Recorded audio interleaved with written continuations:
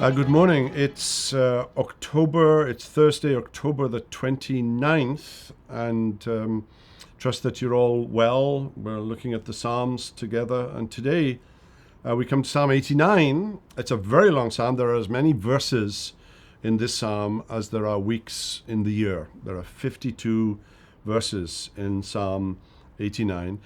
And Psalm 88, which kind of hit rock bottom, darkness is my only friend, and Psalm 89, written by the same person, is also dark, but not quite as dark.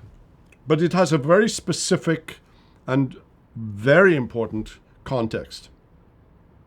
And the context is the promise that God gave to David in 2 Samuel chapter 7. And the reason why Psalm 89 is important is that when God made a promise to Abraham, he called it a covenant. When God made a promise to Moses, he called it a covenant. When God made a promise to David, he didn't, at least not in 2 Samuel chapter 7, call it specifically a covenant, but it was a covenant. And here in Psalm 89, we read in verse 3, "You have said," and now it's quoting 2 Samuel, "I have made a covenant with my chosen one. I have sworn to David, my servant." So that promise in 2 Samuel 7 was part of the continuity of God's promise-making, covenant-making, redemptive, signaling work. That those promises through Abraham, Moses, David, Jeremiah and Ezekiel will speak about a new covenant. This is God's redemptive plan and purpose. Now, Psalm 89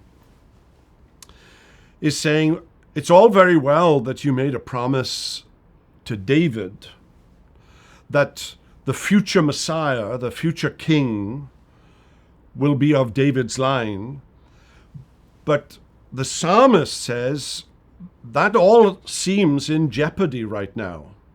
The kingdom is in total disarray. God, at least on the surface, appears to have abandoned his promise. And the psalm, of course, is working that out.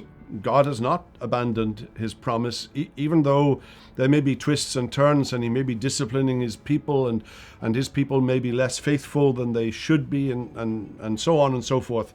Psalm 89 is saying that when God makes a promise, he keeps it. Every time. Absolutely every time.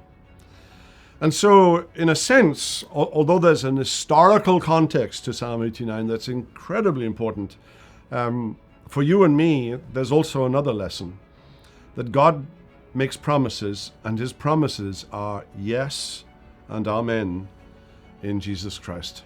That's a wonderful truth. Hope that that'll help you and bless you today. Have a wonderful day. We hope you've enjoyed this video. If you have, and you want to make sure you get all of our content, not just videos, but podcasts and ministry updates, make sure you download our app. If you think you might have missed a video, click on our YouTube channel. A link should be down below. There you can see all of our videos, and if you want to make sure you don't miss anything in the future, hit subscribe. If you want to be one of the first ones to know when we release a video, hit that little bell icon.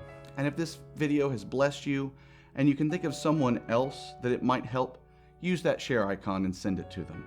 All, of course, for the edification of God's people and the glory of his name. Until next time, God bless.